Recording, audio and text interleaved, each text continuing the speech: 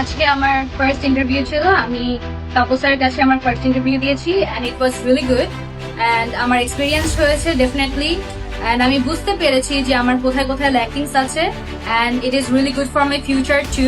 It's a different experience of my life, and I think it will improve my fluency level and my lexical resource level in future. আমার আজকের ভাইবাটি দিয়ে মনে হচ্ছে যে আমি অনেকটা জড়তা কাটিয়ে উঠতে পেরেছি, কারণ নার্ভাস থাকি অলওয়েজ স্পিচ দেওয়ার টাইমে, বাট দিস টাইম আমার মনে হয়েছে যে আমি অনেক ভালোভাবে বলতে পারছি।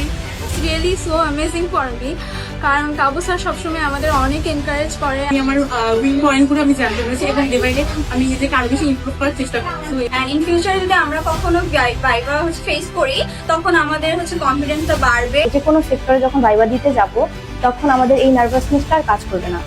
স্যারের কাছ থেকে আমি খুব ভালো শিক্ষা পেলাম যে কিভাবে কি আমার ইংলিশ ইমপ্রুভ করা দরকার। আর এটা প্রথম ভাইবা ছিল, আমি প্রথমে অনেক নার্ভাস ফিল করছিলাম, তো পরে যখন ভাইবা দিচ্ছি তখন স্যারকে দেখে আমার খুব ভালো লাগছে।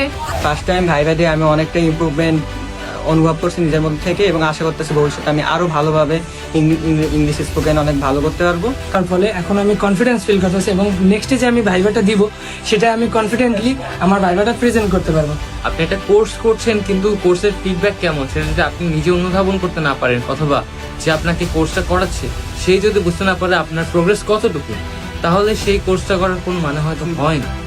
আগের থেকে অনেক ভালো ফ্লুয়েন্ট এবং হচ্ছে যে ইংলিশটা আগের থেকে ভালো বলতে পারতেছি। থ্যাঙ্কস কাপুস ইংলিশ পয়েন্ট।